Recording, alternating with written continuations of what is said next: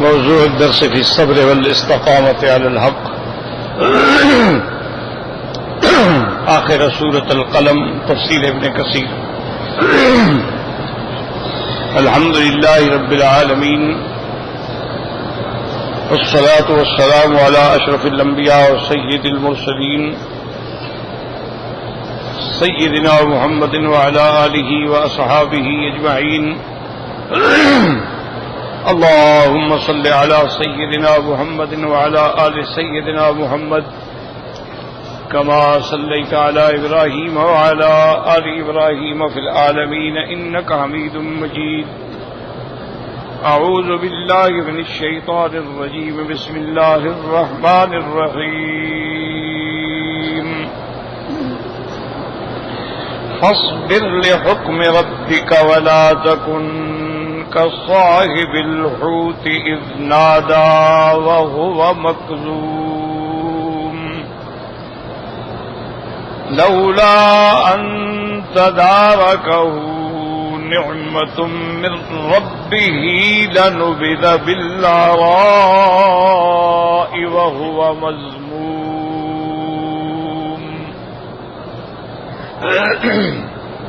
فاجتباه ربه فجعله من الصالحين.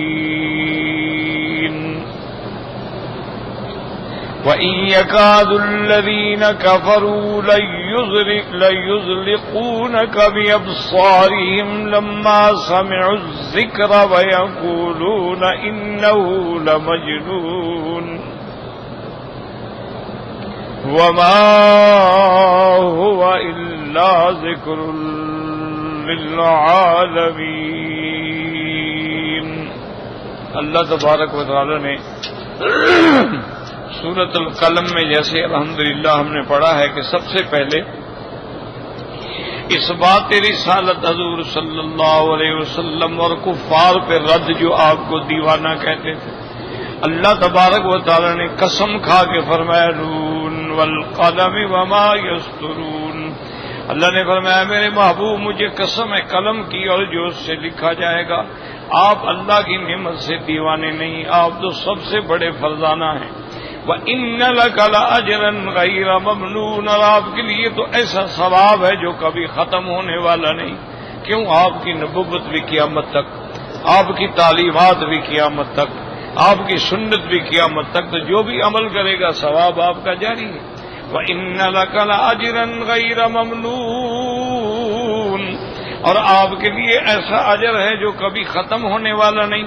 وَإِنَّكَ لَعَلَىٰ خُلُقٍ عَظِيمٍ، اور میرے محبوب آپ تو خلق عظیم پہ ہیں.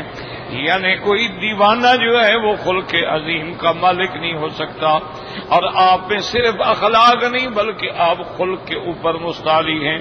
فَسَتُبْصِرُ وَيُبْصِرُونَ، آپ بھی دیکھیں گے اور یہ بھی دیکھیں گے جو تکذیب کرتے ہیں، جو آپ کو دیوانہ کہتے ہیں.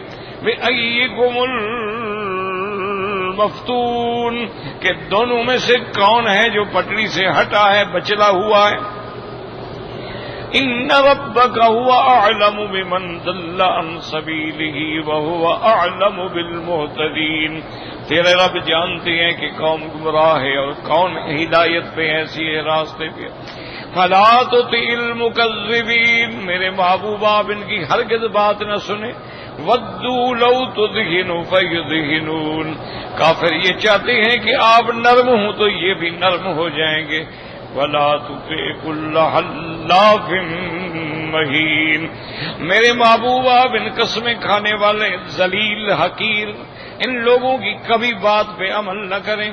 حماز، عیب لگانے والے، مشاء بنمیم، چغل خوریوں کرتے پھرنے والے، مناع للخیر، خیر کے کاموں سے روکنے والے، معتد، حد سے گزرنے والے، عصیم، گناہوں میں ڈوبے ہوئے، عتل، سرکش، بعد ذالک زنیم، اس کے علاوہ رسوائے زمانہ، یعنی جن کا نسب بھی معلوم نہیں ہے. یہ اس لیے کرتے ہیں کہ ان کان ذا مال و بنین، کہ ان کے لیے مال ہے، اولادیں ہیں. اذا تتلی علیہ آیاتنا، جب ان پہ ہمارے قرآن کی آیات پڑھی جاتی ہیں قال اساطیر الاولین، یہ کہتے ہیں کہ پہلے دور کے قصے کہانیاں. اللہ نے فرمایا میرے مدنی سنسمہ، آپ کے دشمن کے ناک پہ ہم داغ دیں گے. سنسمہ علی الخرطوم، خرطوم اصل میں کہتے ہیں ہاتھی کی سونڈ کو، اس کا ناک بڑا تھا نا ولید کا، تو اس لیے اللہ نے خرطوم فرمایا. اور یہ بھی اشارہ کر دیا کہ یہ تو جانور ہے، یہ انسان ہی نہیں ہے. سنسمہ علی الخرطوم. اس کے بعد اللہ نے ایک مثال دی، انا بلوناہم، ہم نے مکے والوں کی آزمائش کی ہے آپ کو بھیج کے اور حرم کی نعمتیں دے کے. کما بلونا اصحاب الجنہ، جیسے کہ ہم نے باغ والے جو یمن کے علاقے میں، یمن سے صنعاء سے 6 کوس دور زروان میں رہنے والے باغ والے تھے، وہ اللہ کے راستے میں خرچ کرتے تھے، لیکن جب اولادیں آئیں تو نیت بدل گئی. پھر دیکھو ہم نے کیسا عذاب بھیجا. انا بلوناہم کما بلونا اصحاب الجنت اذ اقسموا لیصرمنها مصبحین، جب انہوں نے قسمیں کھائیں کہ ہم رات رات میں فصل کاٹ دیں گے تاکہ کوئی غریب نہ آ سکے. ولا یستثنون، اور انشاءاللہ بھی نہ کہا. فطاف علیہا طائف من ربک وہم نائمون، پھر پھرا پھرنے والا رات میں وہ سوئے ہوئے. یعنی اللہ نے عذاب بھیجا، ایک ایسی ہوا بھیجی جس میں آگ تھی، جلا دیا. فاصبحت کالصریم، اور وہ باغ ایسے ہو گیا جیسے سیاہ رات ہوتی ہے. فتنادوا مصبحین، اور یہ صبح صبح ایک دوسرے کو پکار رہے ہیں. ان اغدوا علی حرثکم، چلو اپنے باغ پہ، اپنے کھیتی پہ. ان کنتم صارمین، اگر چاہتے ہو کہ ہم پھل اتاریں. فانطلقوا وهم يتخافتون، وہ چل پڑے چپکے چپکے. کیوں؟ اللہ يدخلنها اليوم علیکم مسکین، تاکہ کوئی غریب نہ آ جائے، کسی کو پتہ نہ لگے، غریب نہ آئے، فقیر ہمیں دینا پڑے گا کچھ نہ کچھ. وغدوا على حرد قادرین، اللہ تبارک و تعالی نے فرمایا کہ پھر وہ اس حال میں پوری قوت کے ساتھ پہنچے. یا تو حرد ان کی بستی کا نام ہے یا اس کا باغ کا نام ہے، یعنی اپنے عقل میں وہ طاقت رکھنے والے، گمان کرنے والے کہ ہم اپنا فصل اتار لیں گے. فلما رأوها قالوا انا لضالون، اب جب آئے تو آگے تو سب کچھ جل چکا ہے، مٹ چکا ہے. کہنے لگے ہم راستہ بھول گئے. پھر غور کیا، علامات دیکھے، کہنے لگے نہیں بالکل جگہ تو وہی ہے. بل نحن محرومون، ہم محروم ہیں، اللہ نے ہمیں محروم کر دیا. قال اوسطهم، ان میں جو درمیانہ تھا، اچھی عقل والا، فہم والا. الم اقل لکم، کیا میں نے تم کو نہیں کہا تھا کہ لولا تسبحون، تم کیوں نہیں اللہ کی تسبیح بیان کرتے، تم کیوں نہیں انشاءاللہ کہتے، تم کیوں نہیں اللہ کے احکام پہ چلتے. قالوا سبحان ربنا انا كنا ظالمین، کہنے لگے پاک ہے رب تیری ذات، واقعی ہم نے اپنے جانوں پہ خود ظلم کیا ہے. فاقبل بعضهم على بعض يتلاومون، ایک دوسرے کو ملامت کرنے لگے. قالوا یا ویلنا انا كنا طاغین، کہنے لگے کیا ملامت کرتے ہو، ہم بالکل ہمارے لیے ہلاکت ہے، ہم نے سرکشی کی. عسى ربنا ان يبدلنا خيرا منها، ہو سکتا ہے اللہ ہمیں بدل دے اس سے زیادہ بہتر باغ. انا الى ربنا راغبون، ہم اپنے اللہ کی طرف لوٹنے والے ہیں. اللہ نے فرمایا میرا مدنی کذالک العذاب، اس طرح میرا عذاب ہوتا ہے کہ دن میں باغ ہے اور رات میں جل کے سیاہ ہو گیا. ولعذاب الآخرۃ اکبر، اور قیامت میں جو عذاب ہوگا تو وہ تو بہت بڑا ہے. لو کانوا یعلمون، اگر یہ جانتے قیامت کو اور عذاب آخرت کو. اب اللہ فرماتے ان للمتقین عند ربهم جنات النعیم، اللہ سے ڈرنے والوں کے لیے اللہ کے پاس بہت بڑے باغ ہیں ہمیشہ والے. افنجعل المسلمین کالمجرمین، کیا ہم مسلمانوں کو اور مجرموں کو ایک جیسا کر دیں گے؟ مالکم، کیا ہو گیا تمہیں؟ کیف تحکمون، کیسے فیصلے کرتے ہو؟ ام لکم کتاب فیہ تدرسون، کیا تمہارے پاس بطور دلیل کتاب ہے جس میں یہ لکھا ہے کہ قیامت میں تمہیں انعام ملیں گے؟ ان لکم فیہ لما تخیرون، کہ تمہارے لیے قیامت میں وہ ہوگا جو تم چاہو گے۔ ام لکم ایمان علینا بالغۃ الی یوم القیامہ، یا ہم سے تم نے کوئی عہد لیا، کوئی قسمیں لی ہیں کہ ہم تمہیں دیں گے؟ ان لکم لما تحکمون، کہ جو چاہو تم کہو۔ سلہم، میرا مدنی آپ ان سے پوچھیں، ایہم بذالک زعیم، کون ہے جس بات کی ذمہ داری اٹھائے؟ ام لہم شرکاء، کیا ان کے پاس وہ شریک ہیں جن کو یہ اللہ کے سوا پوچھتے تھے؟ فَلْيَأْتُوا بِشُرَكَائِهِمْ إِن كَانُوا صَادِقِينَ، اگر وہ شرکاء ہیں تو بلائیں اپنے شرکاء کو، ان کی مدد کریں۔ یوم یکشف عن ساق ویدعون إِلَى السُّجُودِ فَلَا يَسْتَطِيعُونَ، جس دن اللہ تبارک و تعالیٰ تجلی فرمائیں گے اور اپنی پنڈلی مبارک سے پردہ ہٹائیں گے، کما یلیق بشانہ، اور ان کو سجدے کے لیے بلایا جائے گا، یہ سجدے کی طاقت نہیں رکھیں گے۔ خاشعۃ ابصارہم، آنکھیں ان کی نیچے ہوں گی۔ ترہقہم ذلہ، ان کے چہروں پہ ذلت ہوگی۔ وقد كانوا يدعون الى السجود وهم صالمون، ان کو دنیا میں اللہ کی سجدے کے لیے، عبادت کے لیے پکارا جاتا تھا، یہ تندرست تھے، ٹھیک، لیکن اللہ کا سجدہ نہیں کرتے تھے۔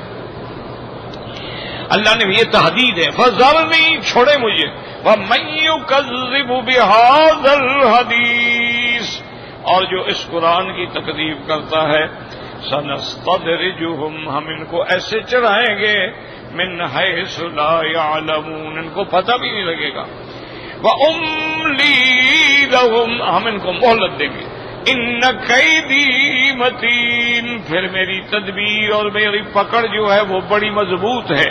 ام تسألہم اجرا فہم من مغرم مثقلون، میرا مدنی آپ دعوت میں ان سے کوئی مانگتے ہیں، کوئی بدلہ چاہتے ہیں کہ ان کو بھار لگتا ہے۔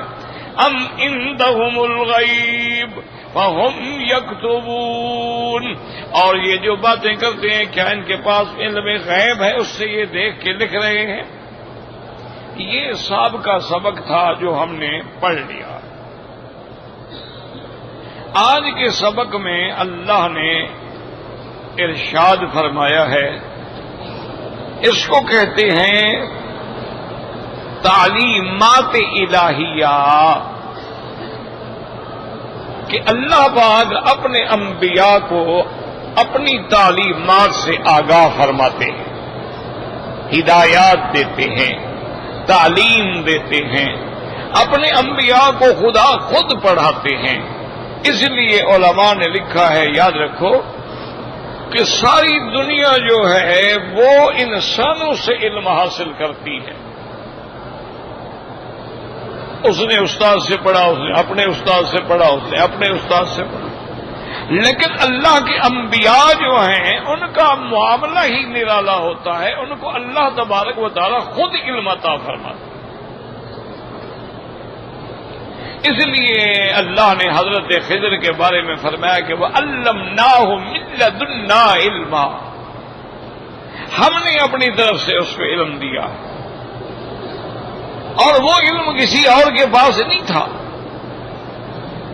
اور اسی طرح دیکھیں کہ انبیاء کا جو علم ہے اس کا بالکل نظام ہی الگ ہے، یعنی اللہ کے انبیاء کے علاوہ کوئی ہے، صحابہ ہیں، تابعین ہیں، محدثین ہیں، فقہاء ہیں، اولیاء ہیں، وہ کسی استاد سے پڑھیں گے اور اس کو بار بار دہرائیں گے، بار بار تکرار کریں گے۔ آپ دیکھیں نا جو ہمارے مدارس ہوتے ہیں حفظ القرآن کے، اس میں استاد کہتے ہیں کہ بھئی 3 دن کا سبق جو ہے نا سناؤ، اچھا پھر آج کا جو سبق تم نے پڑھا ہے نا اس کو 15 پھیرے دو. اچھا پھر سونے سے پہلے یعنی 100 دفعہ اس آیت کو تم نے دہرانا ہے تاکہ بھول نہ جائے. لیکن انبیاء کا جو تعلیم ہے وہ نرالی تعلیم ہے. اللہ فرماتے ہیں میرے مدنی پاک جب جبریل آتا ہے قرآن پڑھتا ہے تو آپ بھی آہستہ آہستہ پڑھتے رہتے ہیں تاکہ قرآن بھول نہ جائے, کوئی آیت رہ نہ جائے. آپ بالکل اپنی زبان مبارک کو حرکت ہی نہ دیں, بس خاموش ہو کے سنتے رہیں. ہم سارا قرآن آپ کے سینے میں خود رکھ دیں گے, آپ کو پڑھنے کی بھی ضرورت نہیں. اسے فرمایا لا تحرک بہ لسانک لتعجل بہ, میرا مدنی آپ اپنی زبان مبارک کو حرکت نہ دیں. ان علینا جمعہ وقرآنا, قرآن کا جمع کرنا پھر آپ کو پڑھانا یہ ہمارے ذمے ہے. ثم ان علینا بیانا, پھر قرآن کی تفسیر بھی پڑھانی ہمارے ذمے ہے. آپ غم نہ کریں, آپ فکر ہی نہ کریں. اسی سے علماء نے ایک دلیل یہ بھی پکڑی ہے کہ جب اللہ کے نبی کو حکم ہے کہ قرآن پڑھا جائے تو آپ زبان مبارک کو بھی حرکت نہ دیں, زور سے نہیں بلکہ آہستہ بھی نہ پڑھیں. اسی سے انہوں نے دلیل پکڑی ہے کہ اگر امام فاتحہ پڑھ رہا ہے تو تم زور نہیں آہستہ بھی نہ پڑھو, کیوں قرآن کا معنی یہ ہے کہ زبان حرکت ہی نہ کرے. انہوں نے ایک دلیل یہ بھی پکڑی ہے, بہرحال وہ تو ایک مسئلہ الگ ہے. تو معنی یہ ہے, اچھا اب یہ ہے کہ ہم پڑھتے ہیں, ہو سکتا ہے بڑھاپے کی وجہ سے بھول جائے. اچھا کچھ دن گزر گئے سبق بھول گیا, لیکن اللہ جو پڑھا رہے ہیں اللہ نے فرمایا میرا مدنی سنقرئک فلا تنسى, ہم آپ کو ایسا پڑھائیں گے آپ پھر کبھی نہیں بھولیں گے. ہاں ہم خود بھلا دیں یہ الگ بات ہے. اگر ہم خود بھلانا چاہیں تو ہماری مرضی, ورنہ آپ جو ہے اس کو بالکل نہیں بھولیں گے. تو اس لیے یاد رکھیں اس کو کہتے ہیں تعلیمات الہیہ. اللہ تعالی کی طرف سے انبیاء کو تعلیمات ہدایات دی جاتی ہیں. اب یہاں فرماتے ہیں فاصبر لحکم ربک ولا تکن كصاحب الحوت اذ نادى وهو مكظوم. اللہ نے فرمایا میرا مدنی اللہ کے حکم پہ آپ جمے رہیں, صبر.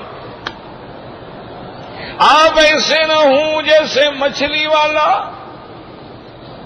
اذ نادى, جب پکارا اس نے, وهو مكظوم, وہ غم میں بھرا ہوا تھا. اللہ نے فرمایا میرے مدنی آپ صبر کریں.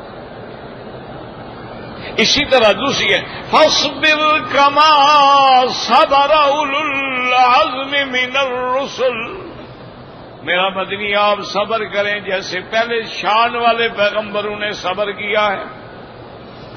اسی طرح فرمایا فاصبر وما صبرك الا بالله ولا تحزن عليهم ولا تق في ضيق مما يمكرون. میرا مدنی آپ صبر فرمائیں, صبر صبر صبر. تو یاد رکھیں کہ صبر جو ہے نا اس کے معنی کو سمجھیں.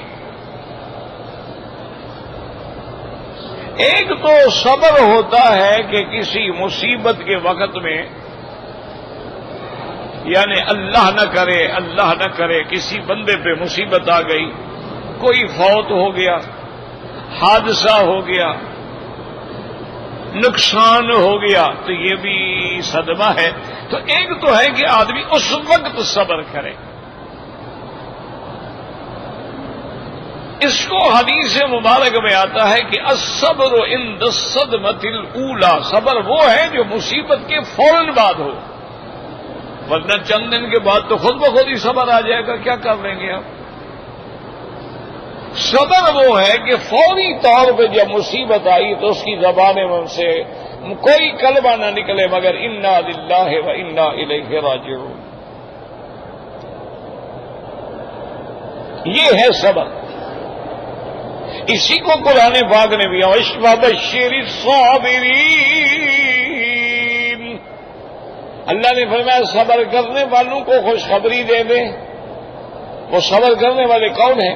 الذین اذا اصابتهم مصیبۃ قالوا انا للہ وانا الیہ راجعون. جن کو کوئی مصیبت آتی ہے وہ کہتے ہیں سب اللہ کے لیے ہے، اسی کی طرف ہم نے لوٹ جانا ہے. یہ صبر. اچھا یاد رکھو کہ مصیبت میں اگر آدمی آنسو بہاتا ہے یا خود بخود آنسو بہ رہے ہیں تو یہ شریعت میں منع نہیں ہے. انسان ہے، طبعی طور پہ ہر بندے کو تکلیف ہوتی ہے. منع جو ہے وہ واویلا ہے کہ فریاد کر رہا ہے اور جناب کپڑے پھاڑ رہا ہے اور سر میں مٹی ڈال رہا ہے اور تھپڑ مار رہا ہے اور چیخ رہا ہے تقدیر نے یہ کیا کر دیا، ہائے تقدیر نے ہمارا گھر دیکھ لیا، ہائے ایسا کیوں ہو گیا. یہ حرام ہے شریعت. اس کو میرے مدنی پاک نے رحمت دو عالم نے صلی اللہ علیہ وسلم نے فرمایا کہ من ضرب الاخدود وشق الجیوب ولبس السود، جو آدمی اپنے قمیض غم کے وقت میں پھاڑ ڈالے یا سیاہ کپڑے پہنے یا چہرے پہ تھپڑ مارے، فرمایا فلیس منا، اس کا میری امت سے کوئی تعلق نہیں. یہ حرام. غم میں سیاہ کپڑے پہننا، چارپائیاں الٹی بچھانا، ماتم کرنا، سینوں پہ مارنا، چہروں پہ تھپڑ مارنا، یہ ساری چیزیں ڈرامہ ہیں، اس کا اسلام سے کوئی تعلق نہیں. اسی لیے حضور پاک نے ایک ہے آنسو بہانا. حضور صلی اللہ علیہ وسلم کی بیٹی کا بیٹے ہیں ابراہیم، یعنی نواسی ہیں آپ کے بچے ہیں اور بالکل سانس اکھڑ رہی ہے، حضور نے اپنی گود میں رکھا ہوا ہے اور آپ کے آنسو بہ رہے ہیں. اور آپ نے فرمایا واللہ یا ابراہیم انا بفراقک لمحزونون، میرے بیٹے ابراہیم تمہارے غم میں ہم اداس بیٹھے ہیں. ولا نقول الا كما يحب ربنا ويرضى، لیکن ہم بالکل وہ بات نہیں کہیں گے مگر وہ جس پہ اللہ راضی ہو. انا للہ وانا الیہ راجعون. تو یاد رکھو یہ آنسو بہانا جائز ہے، یہ اس کو کہتے ہیں صبر. اچھا اسی طرح ایک صبر جو ہے اس کا معنی یہ ہے الصبر علی الطاعت، کہ وہ عبادت پہ دین پہ جمع ہوا ہے. لاکھ لوگ کہتے ہیں تم ایسے ہو ایسے ہو ایسے ہو، اپنے بات پہ جمع ہو، یہ صبر ہے. اس کو کہتے ہیں الصبر علی الطاعت. اچھا تکلیف ہے، بیماری ہے، سردی ہے، گرمی ہے، نماز وہ جمع ہوا، ہر حال میں اسے نماز پڑھنی. اچھا تہجد کی عادت ہے، ہر حال میں سفر سے آیا ہے، تھکا ہوا ہے لیکن تہجد کے لیے کھڑا.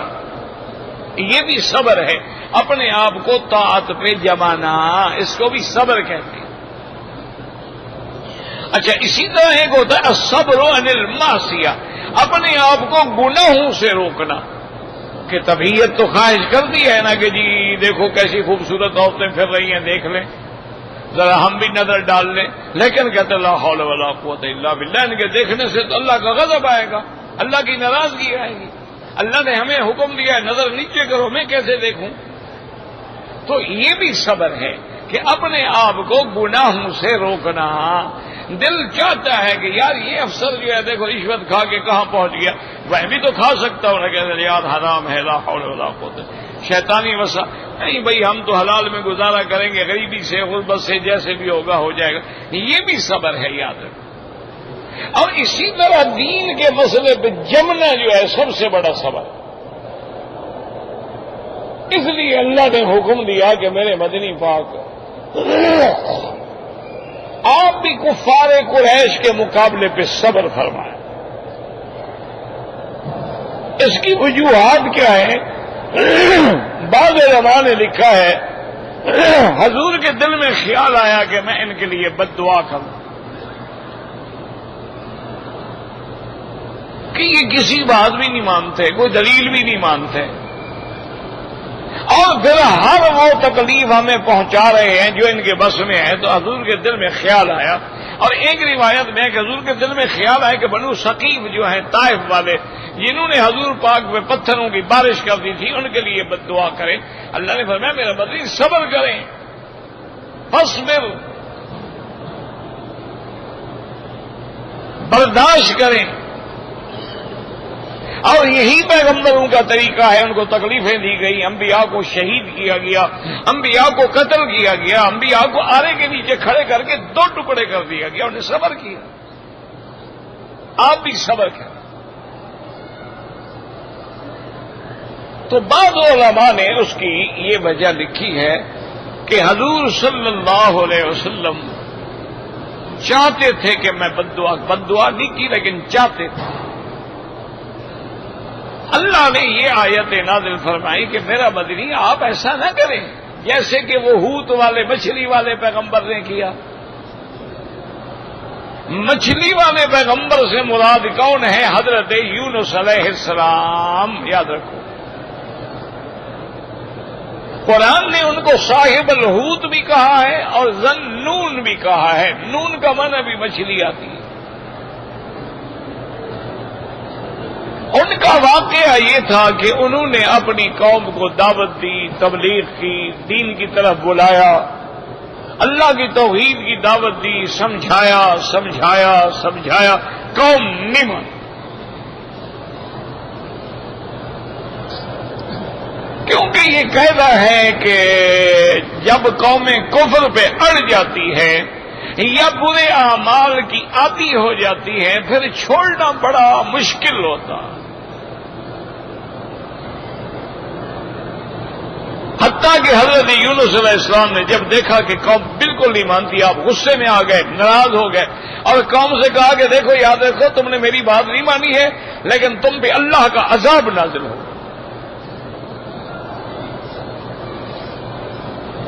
3 دن کے بعد تم پہ عذاب آ جائے گا. اب حضرت یونس علیہ السلام نے دیکھا کہ بھئی یہ قوم نہیں مانتی اور میں نے ان کے لیے بد دعا بھی کر دی ہے اور ان کو عذاب کے بارے میں بھی بتا دیا ہے، تو پھر میرا یہاں رہنے کا کیا فائدہ ہے؟ مجھے یہ علاقہ چھوڑ دینا چاہیے. اور ویسے بھی شرعاً مسئلہ سمجھ لو کہ اگر مثلاً کسی ملک میں ظلم ہے، کفر ہے، شرک ہے، گناہ ہے، فسق ہے، فجور ہے، آپ اپنی شریعت پہ نہیں چل سکتے، اس کو چھوڑ دیں. اگر آپ کسی محلے میں ہیں اور محلے میں برائی کا گڑھ ہے آپ چھوڑ دیں. آپ کسی گھر میں رہتی ہیں اور وہ گھر جو ہے نعوذ باللہ گناہوں کی آباد جگہ بن گیا ہے، بے حیائی کا اڈا بن گیا، آپ چھوڑ دیں فوراً. اگر نہیں چھوڑیں گے آپ پر بھی عذاب آ جائے گا. تو مسئلہ تو یہی ہے. لیکن پیغمبروں کے لیے ایک اگلی ہدایت ہوتی ہے کہ آپ جب تک اللہ کا حکم نہ آئے آپ بستی کیوں چھوڑیں. اب آپ نے کہہ دیا ان کو 3 دن کے بعد عذاب آئے گا، اب آپ اللہ کے حکم کا انتظار کریں. جب اللہ آپ کو حکم دیں کہ بھی رہنا ہے، جانا ہے، چھوڑنا ہے، یا اللہ آپ کو یہی رکھ کے عذاب سے بچا لیں گے اور ان کو عذاب کر دیں گے، تو حضرت یونس نے اس حکم خداوندی کا انتظار نہ فرمایا اور جلدی سے چل پڑے.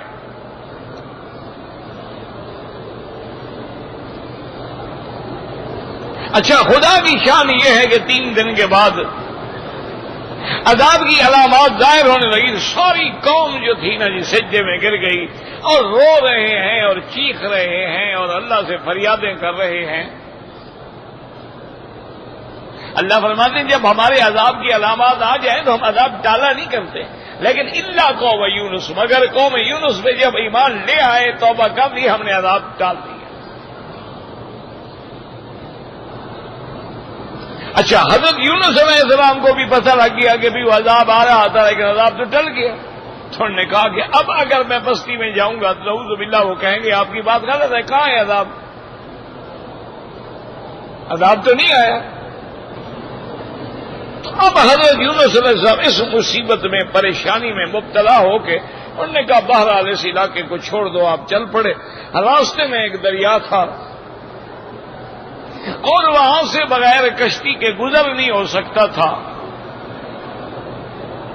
آپ کشتی پہ سوار ہو گئے. ان لوگوں نے بھی پہچان لیا کہ حضرت یونس علیہ السلام ہیں.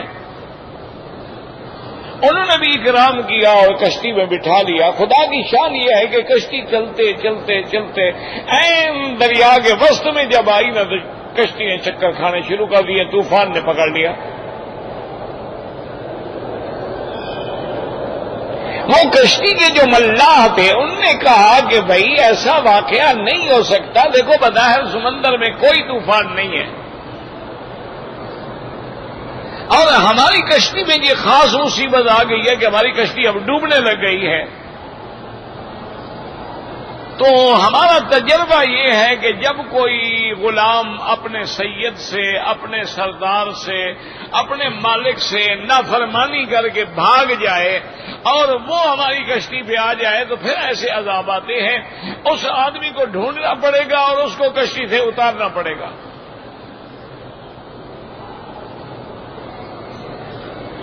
حضرت یونس علیہ السلام کھڑے ہو گئے. انہوں نے کہا بھائی تلاش کرنے کی کوئی ضرورت نہیں، وہ غلام میں ہوں. اپنے اللہ کے حکم کا انتظار نہیں کیا اور میں بھاگ پڑا. انہوں نے کہا حضرت ہم آپ کو تو نہیں سمندر میں ڈالتے، ہم آپ کو جانتے ہیں. انہوں نے کہا تم تو نہیں مرضی ہے، قرآن اندازی کر لو. اچھا جب قرآن ڈالے گئے تو قرآن ابھی حضرت کا نکلا. اب حضرت یونس نے کہا کہ دیکھو بات سنو، ساری کشتی کے بندے جو ڈوب جائیں تو اس سے بہتر ہے کہ میں ایک آدمی ڈوب جاؤں. اور پھر اللہ کے حکم کی انتظار بھی میں نے نہیں کی اور پھر قرآن بھی میرے نام نکلا ہے تو تم سارے کیوں ڈوبتے ہو؟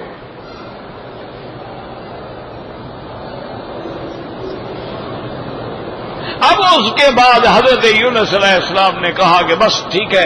آپ نے چھلانگ لگا دی،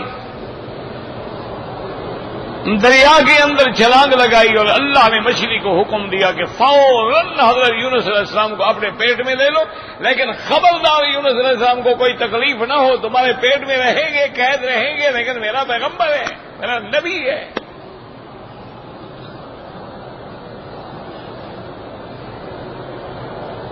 اب یونس علیہ السلام مچھلی کے پیٹ کے اندر ہے. اتنی بڑی بڑی مچھلی اب تو خیر دنیا میں ہوگی، اب تو پتہ بھی لوگوں کو پتہ بھی لگ گیا کہ وہیل مچھلی کتنی بڑی ہوتی ہے.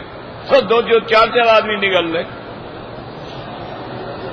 پہلے تو لوگ پڑھتے تھے جی اتنی بڑی مچھلی کیسے ہوگی جس میں اتنا بڑا بندہ آ جائے. اب تو سامنے آ گئی ہے. اب تو مچھلیاں لوگوں نے دیکھ لی ہیں کہ وہیل جو ہے وہ کتنی بڑی ہوتی ہے. امبر مچھلی جو ہے وہ کتنی بڑی ہوتی ہے. شارکس جو ہیں وہ کتنی بڑی ہوتی ہیں. اب حضرت یونس علیہ السلام جب مچھلی کے پیٹ میں آ گئے تو اس کے بعد اللہ کا قرآن کہتا ہے کہ فنادا فی الظلمات، اللہ کے پیغمبر نے ان اندھیروں میں اللہ کو پکارا.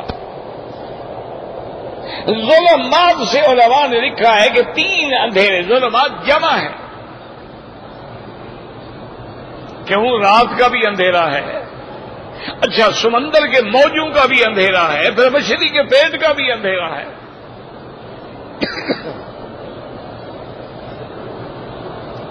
اس لیے قرآن کہتے ہیں فنادا فی الظلمات اللہ الہ الا انت سبحانک انی کنت من الظالمین. مسلمانوں یاد رکھو کہ حضرت یونس نے اندھیروں میں کس کو پکارا ہے؟ ہاں جی نہیں، بات کھری کیا کرو نا.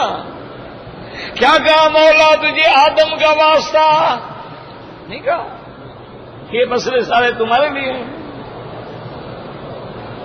تیرے پیاروں کا واسطہ، تیرے انبیاء کا واسطہ، تجھے تیرے گھر کا واسطہ، تیرے کعبے کا واسطہ. سیدھی بات، لا الہ، کوئی معبود برحق نہیں مگر کون؟ اور ہمارا مسلمان ہے گھروں میں 1.25 لاکھ آیت کریمہ پڑھاتے ہیں، سجدے قبروں پہ کرتے ہیں. کہتے ہیں جی آج ہم نے 1,00,000 پڑھوانا ہے آیت کریمہ کا، مشکل میں پڑ گئے ہیں، 1,25,000 پڑھیں گے، سب لوگوں کو بلا لیتے ہیں اور تقسیم کرتے ہیں کہ بھئی تم نے 1,000 پڑھنا ہے، 2,000، 3,000، تو 1,25,000 دفعہ جب ہم پڑھیں گے تو ہمیں نجات مل جائے گی۔ بھئی آیت کریمہ کا ورد کرتے ہو، آیت الکرسی پڑھ کے سینے پہ ہر نماز کے بعد پھونکے مارتے ہو اور سجدے قبر پہ کرتے ہو، منافق ہو مسلمان ہو تم؟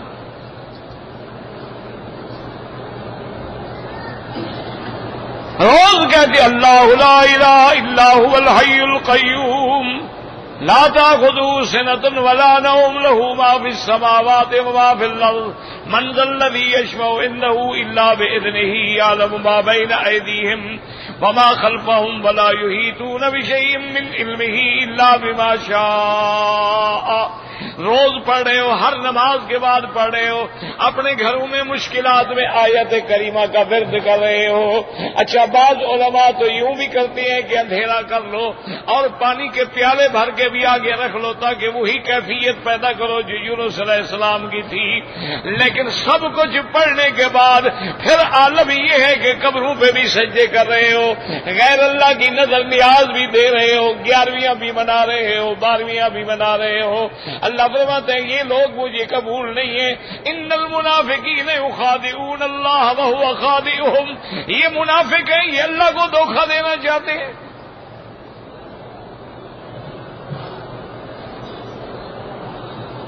اچھا اب حضرت یونس نے جب پکارا تو قرآن کیا کہتے ہیں؟ نادا فی الظلمات اللہ الہ الا انت سبحانک انی کنت من الظالمین۔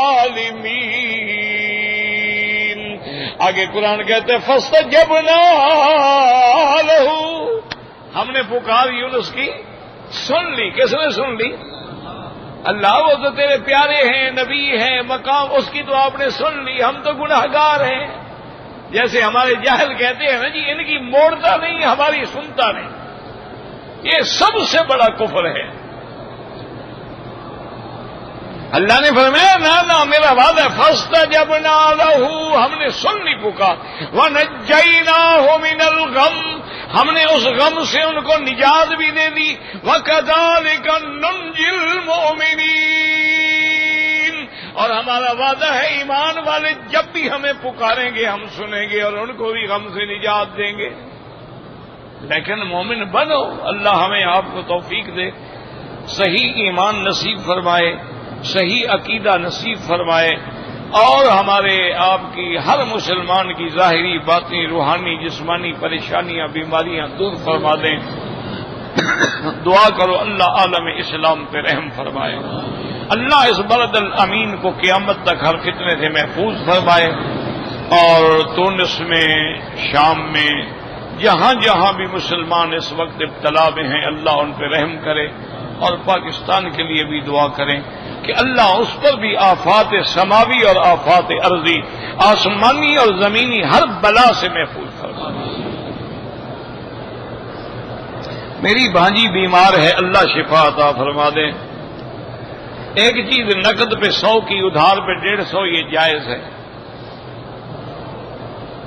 اسلامی بینکوں سے لین دین بالکل کرنا چاہیے، نہیں کرو گے تو بند ہو جائیں گے، پھر تمہیں یہودی بینکوں کے ساتھ کرنا پڑے گا نا۔ ان کی مدد کرو، سپورٹ کرو تاکہ پاؤں پہ کھڑے ہوں۔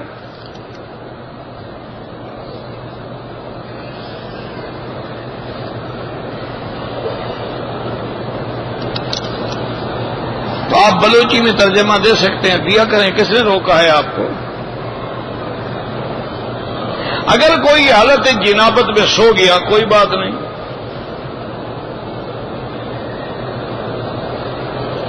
پتہ نہیں کیا لکھا، پڑھا ہی نہیں جاتا، بھائی کیا کروں بھائی۔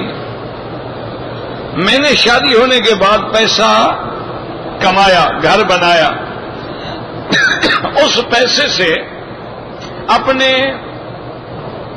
بھائی جو گھر تم نے بنایا ہے اس میں تمہارے بھائی یا بھتیجوں کا کوئی میراث نہیں ہے، وہ اپنے باپ کی جائیداد کے وارث ہیں، تمہاری جائیداد کے تھوڑے وارث ہیں، تمہاری جائیداد کے تمہاری اولاد وارث بنے گی۔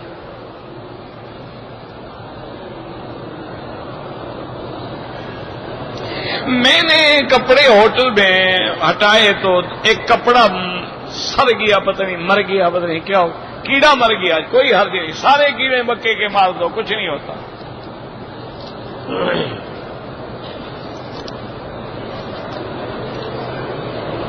سورۃ یاسین قرآن کا دل ہے، پڑھ لیں، فضائل لکھے ہوئے ہیں۔ حتیم رکاوٹ کو کہتے ہیں، دعوت اسلامی والوں کو میں نہیں جانتا کون ہے۔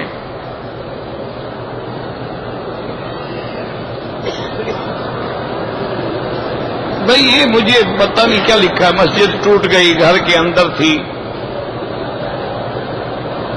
پاکستان میں عورتیں اور بچے جو ہیں مل کر گھر میں تسبیحات پڑھتے ہیں، ان کو مٹھائی کھلائی جاتی ہے، یہ بدعات ہیں۔ آپ اپنے گھر والے پڑھو، لوگوں کو کیوں بلاتے ہو؟ تمہاری زبان نہیں ہے، گھر والے اکٹھے ہو کے بیٹھ جاؤ، پڑھو۔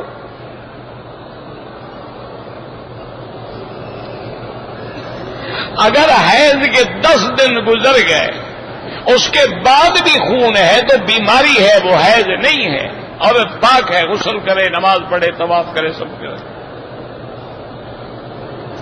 مغرب میں بعض لوگ ایسے ہاتھ مارتے ہیں، وہ شیعہ ہوں گے۔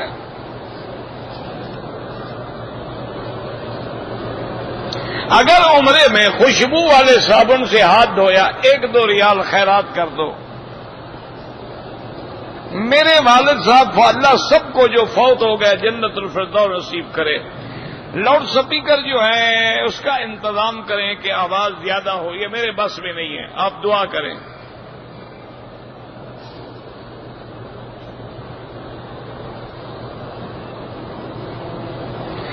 میں ویل چیئر لے کے آ رہا تھا، ایک آدمی مجھے ملا، بوڑھا تھا، اس نے کہا کہ اگر مجھے تم ویل چیئر پہ طواف اور صفا مروہ کرا دو، عمرہ کرا دو، میں تمہیں اتنے پیسے دوں گا۔ میں نے کرا دیا تو ٹھیک ہے، کوئی بات نہیں، کوئی مسئلہ نہیں ہے، آپ اس کے نوکر تو نہیں تھے نا۔ اگر آپ نہ لیتے آپ کو ثواب لے لیا، جائز ہے، آپ نے مزدوری لی ہے اپنی۔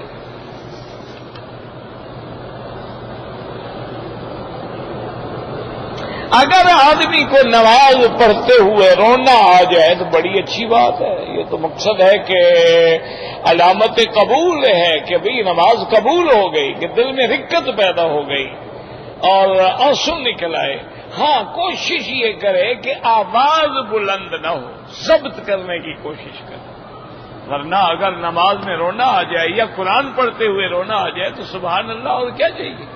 اسی طرح دعا مانگتے ہوئے رونا آ جائے، سمجھو دعا قبول ہو گئی، کیونکہ حضور نے فرمایا ہے اگر تمہیں رونا نہیں آتا ہے علم تبکو فتباکو، رونے والی شکل تو بناؤ۔ دعوت و تبلیغ دینی کرنی چاہیے، بالکل کرنی چاہیے، مسلمان کا فرض ہے۔ کنتم خیر امت اخرجت للناس تأمرون بالمعروف وتنہون عن المنکر، اللہ کا حکم ہے کہ تم سب سے بہتر امت ہے، کیوں؟ بھلائی کا حکم کرو اور برائی سے منع کرو۔ اسی طرح الا الذین آمنوا وعملوا الصالحات وتواصوا بالحق وتواصوا بالصبر۔ اسی طرح اللہ نے اپنے پیغمبر کو فرمایا یا ایھا الرسول بلغ ما انزل الیک۔ اسی طرح میرے مدنی پاک نے حکم دیا کہ بلغوا عنی ولو آیۃ، اگر تم لوگوں کو ایک آیت کا ترجمہ آتا ہے، ایک حدیث کا ترجمہ آتا ہے، ایک مسئلہ آتا ہے، بہت تبلیغ کرو۔ اللہ اعلم، قرآن نے عدد نہیں بتلایا، یہ آیا ہے کہ یقتلون الانبیاء بغیر حق، یقتلون النبیین بغیر حق، لیکن عدد نہیں آیا۔ جب اللہ نے نہیں بتلایا تو ہم کہاں سے ڈھونڈ کے لے آئے؟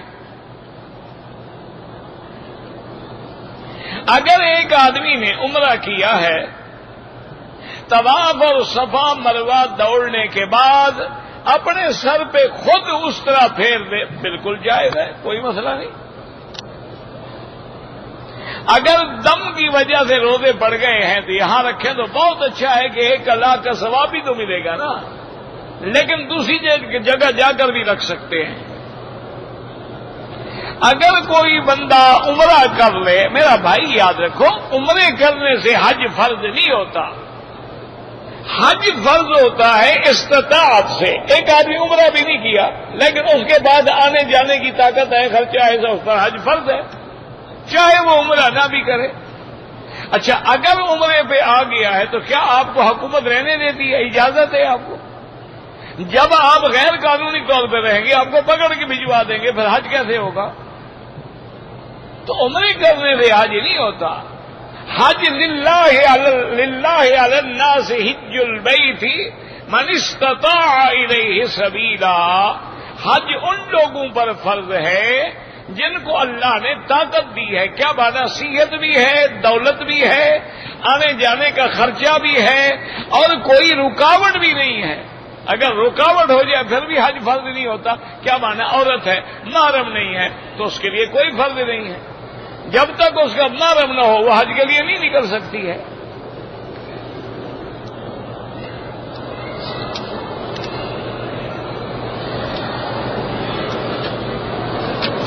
یہ قرآن و حدیث کی روشنی میں تقلید جو ہے ماشاءاللہ ابھی تک آپ کو تقلید کی شرعی حیثیت کا پتہ ہی نہیں چلا. ماشاءاللہ بھائی, تو کتابیں لے کے پڑھ لو. اور یہ تم مسئلہ سمجھنے کے لیے نہیں لکھا ہے, تم نے شرارت کے لیے لکھا ہے.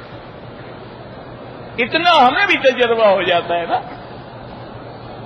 یاد رکھو ایک بات کہ پوری دنیا میں دو قسم کے انسان ہوں گے, یا مجتہد ہوگا یا مقلد ہوگا. تیسری قسم دنیا میں پیدا ہی نہیں ہوئی. یا امام ہوگا یا مقتدی ہوگا. کوئی تیسری قسم ہے تو مجھے بتائیں. یا حاکم ہوگا یا محکوم ہوگا. کوئی تیسری قسم باقی کی ہو سکتی ہے. مرد ہوگا یا عورت ہوگی. تیسری قسم خسرے کی ہو سکتی ہے. اگر آپ کو اللہ نے علم دیا ہے, قرآن و حدیث پہ آپ کی نظر ہے, ناسخ و منسوخ پہ آپ کی نظر ہے, اسماء الرجال پہ آپ کی نظر ہے, آپ کو کسی کی تقلید کی ضرورت نہیں ہے. آپ خود مجتہد ہیں, آپ خود قرآن و حدیث پڑھیں اور عمل کریں. اور اگر اتنا علم نہیں ہے تو پھر لازماً کسی سے پوچھنا ہوگا. یہی تقلید ہے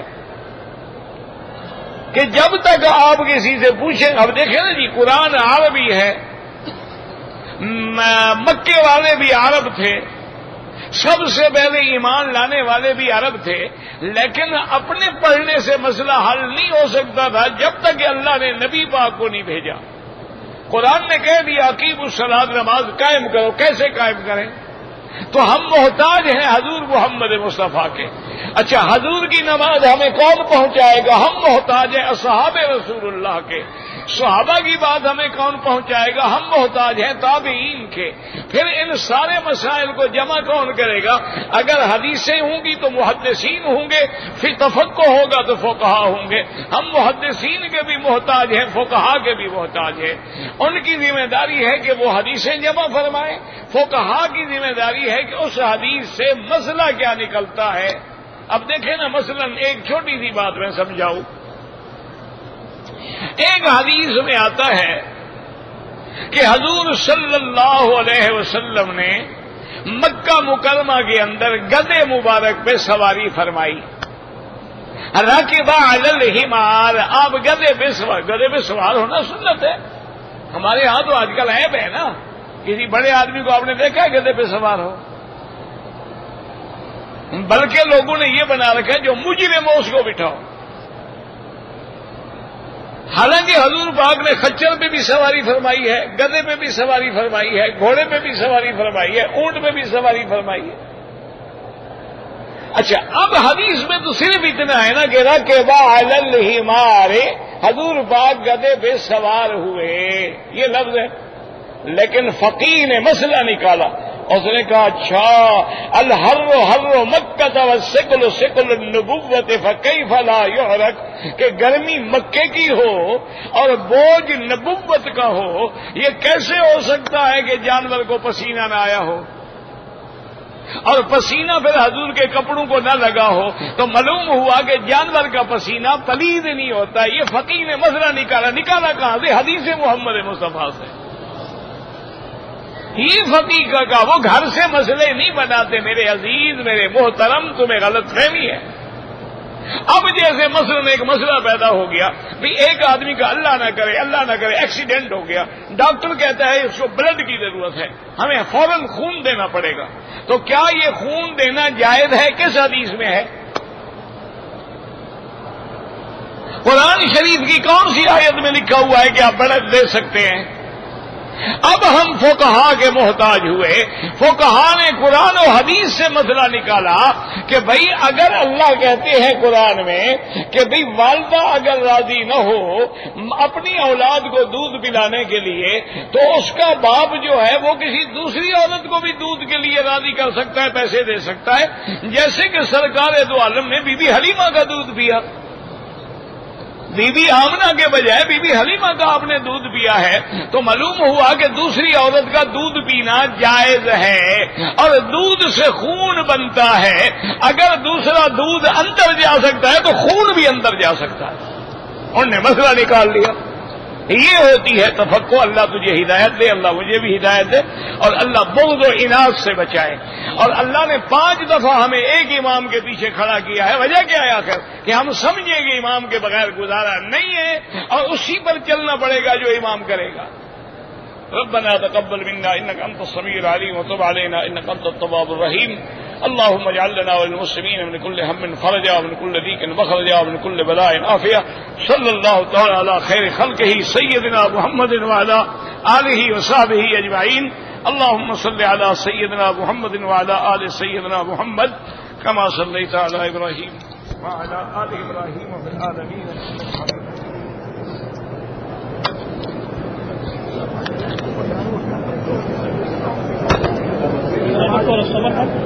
کام کر رہے سب کچھ